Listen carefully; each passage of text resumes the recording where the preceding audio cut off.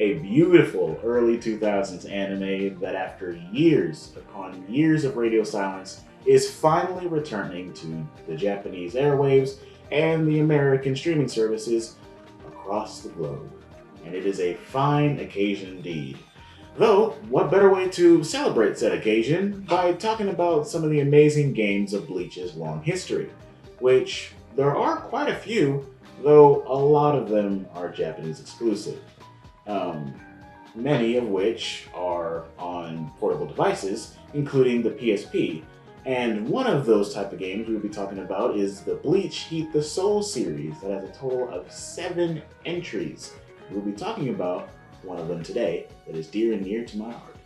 Now we will be going over the 5th entry of the series that has seen countless hours of play by yours truly.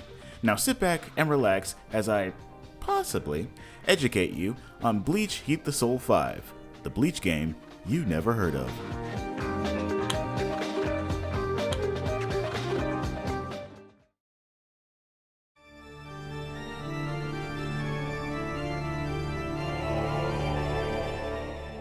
Bleach Heat the Soul 5 was released in Japan on May 15th, 2008, and I remember just getting like a lot of YouTube recommendations, one after another, and then after a while it just led me to gameplay of the game.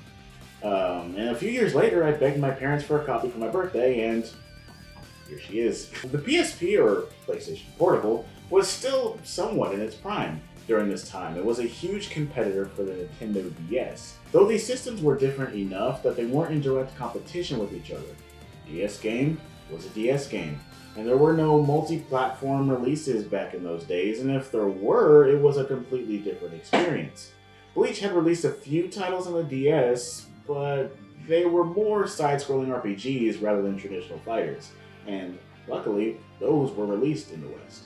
The Heat the Soul series began in 2005 and ended in 2010 with an epic 5-year run that unfortunately never covered the end of the Bleach anime story with the would-be 8th installment.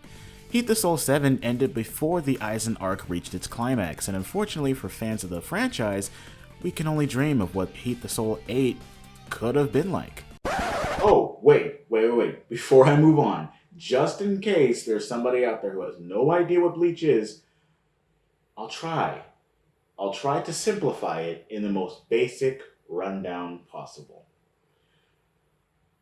Oh boy. Ichigo, or for simplicity's sake, Ghost Boy, can, surprise surprise, see and talk to ghosts. And one day meets Rukia, or Ghost Girl, for simplicity's sake. Ghost Girl is a warrior whose job is to help ghosts pass on before they turn into hollows, vengeful spirits that have lost their souls and can't move on. A hollow attacks Ghost Boy's family, Ghost Girl gives him power, and he takes all of it, but he saves the day. So Ghost Girl teaches Ghost Boy how to become the ghost-saving warriors known as the Soul Reapers, and their wacky, otherworldly adventures commence for a whole 15 years. This manga and anime franchise were a part of the Shonen Jump's Big Three, which included Naruto and One Piece as a legendary trio of the most popular anime franchises of all time. But back to the game. Since it's a Japanese exclusive, there isn't too much info on the game that I could really dig up. However, the game was very successful in Japan and paved the way for many games after it.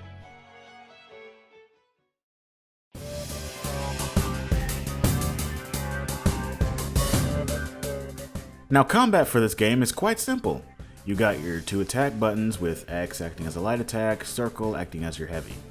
Triangle is used for jumping, and square is used to charge your ki, or spiritual pressure in this case. The triggers have different functions depending on the game mode you're playing. For instance, in the tag mode, where you can play with a team of 2 characters instead of 1, the left trigger swaps between characters and the right trigger has your partner do an assist, whether it be an attack or some sort of special effect that can either help you or hurt your opponent. Though there are some moves that kinda have a double-edged sword effect, but it really just depends on the strategy and your playstyle. Now in single battle, the left trigger transforms certain characters with transformations, and the right trigger doesn't do anything. Oh well. Speaking of game modes, there are a total of 7, well, technically 5, considering there are 2 separate tutorial modes to teach you both single player and tag battle controls. Now we come to one weird decision made in this game, or at least to me. Now in fighting games like this, you usually have to work your way through some sort of story mode to unlock all the characters and other kind of content. So that should be the case here, right? Not exactly. Well, next you'd make your way through the arcade mode. Maybe you'll unlock something then, right? What? So what you actually have to do is go through this brand new game mode called Tag Master and work your way through teams of enemies until you reach the bosses. Now these bosses are absolutely no joke and can cause extreme, oh so extreme rage just due to how unfair the fights can be. But let's take a time out and explain how the game is played for a bit of context. Let's go over the tag mode first. You have two characters to choose from and switch between whenever the tag gauge is full. The tag gauge fills over time fairly quickly and can be used for switching and calling assists. Now when the gauge shines like this, you can press both triggers for a team awakening. This allows you to use switch and call assists for as many times as you'd like until the gauge runs out.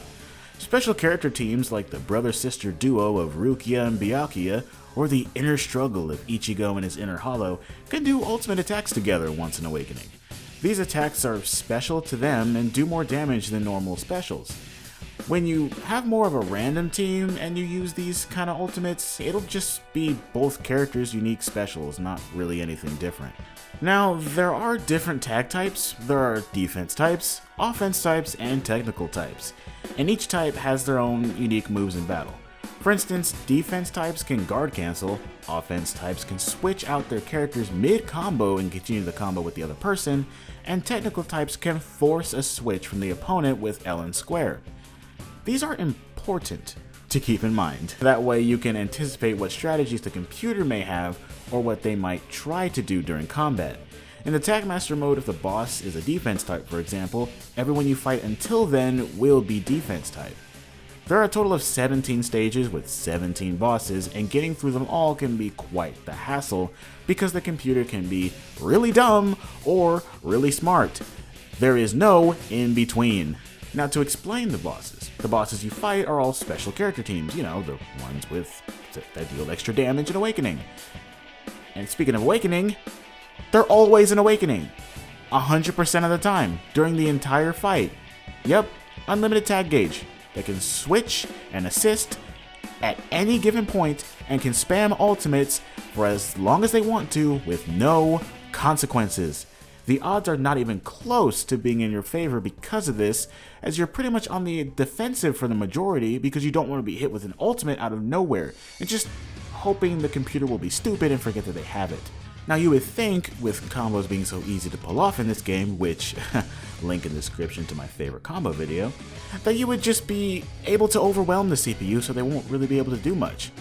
Well, when you're in Awakening, you can kind of tank certain hits that would normally kind of stun you for a second and keep you from attacking, and just shave it off and spam an ultimate before your opponent can really block it. So the CPU can really easily punish you for being too aggressive. So finding that perfect balance of aggression and defense is key to winning these encounters.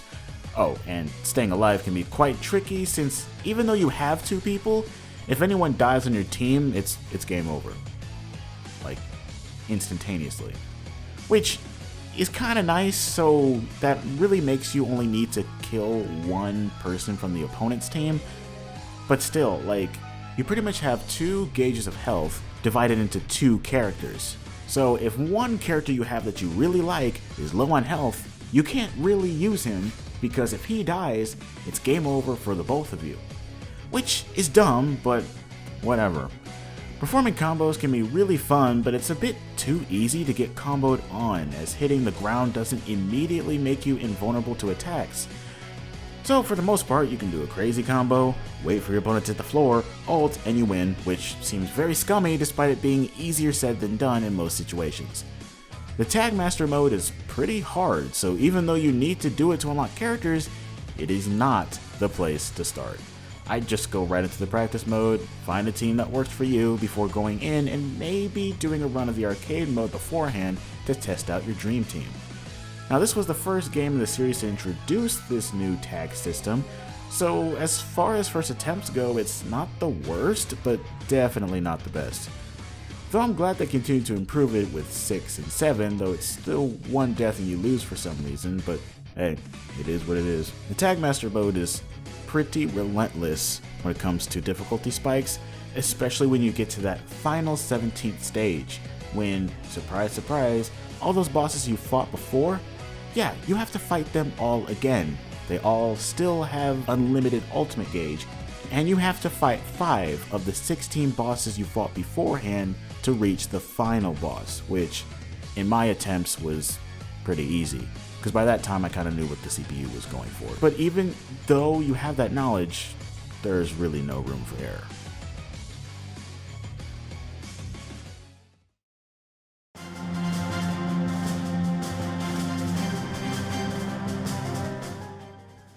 Now, normally I'd be talking about the game now in 2020 and how it has held up over the years, but I'm not sure if many people are even aware that this game even exists, or that Heat the Soul series in general even exists. Not only is this game on an older console, but it's a Japanese exclusive on an older console. So whatever clout this game had is probably gone now. Though thankfully Sony has nothing but region-free systems, so you don't have to buy a Japanese PSP to play this game. And funny enough, it's surprisingly cheap on Amazon.